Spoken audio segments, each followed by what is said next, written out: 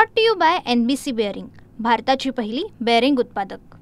एक आठवड्यानंतर पुन्हा एकदा राज्यभरासह मुंबईमध्ये पाऊस सक्रिय झालेला आहे। काल दुपारपासूनच मुंबईमध्ये ठिकठिकाणी रिमझिम पाऊस पडलेला आपल्याला पाहायला मिळत होतं। आज देखील मुंबईमध्ये मुसळधार पाऊस पडेल असा अंदाज हवामान विभागाच्या वतीने वर्तवण्यात आलेला आहे। त्यानुसार मुंबई, ठाणे, पालघर आणि कोकणाला ऑरेंज अलर्ट देण्यात आलेला आहे।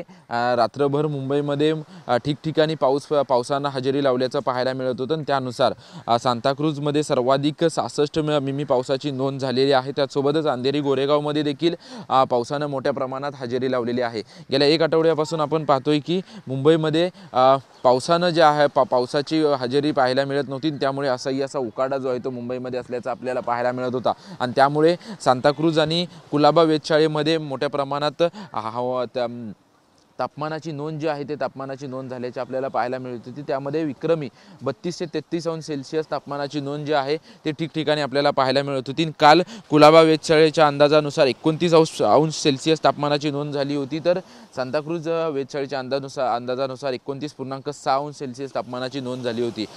कालपासून पुन्हा एकदा पाऊस सक्रिय झालेला आहे आणि 18 तारखेपर्यंत म्हणजे आणखी 3 ते 4 दिवस मुंबईमध्ये मुसळधार ते अतिमुसळधार पाऊस पडेल असा अंदाज हवामान विभागाच्या वतीने वर्तवण्यात आलेला आहे। काल दुपारपासूनच मुंबईमध्ये ठिकठिकाणी पावसाने हजेरी लावली। आज देखील पहाटेपासून मुंबईमध्ये ठिकठिकाणी रिमझिम पाऊस पडतोय आणि मुंबईमध्ये सध्या आपण जर पाहिलं तर ढगाळ वातावरण जे आहे ते ठिकठिकाणी आपल्याला पाहायला मिळतंय। कॅमेरामन आदिलसह निवृत्ती वाबर, TV9 मराठी, मुंबई।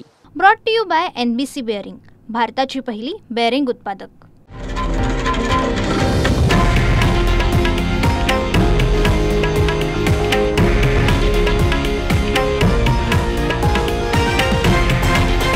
हे आहे देशातील नंबर 1 न्यूज नेटवर्क आणि आपण पाहत आहात TV9 मराठी, एकमेव।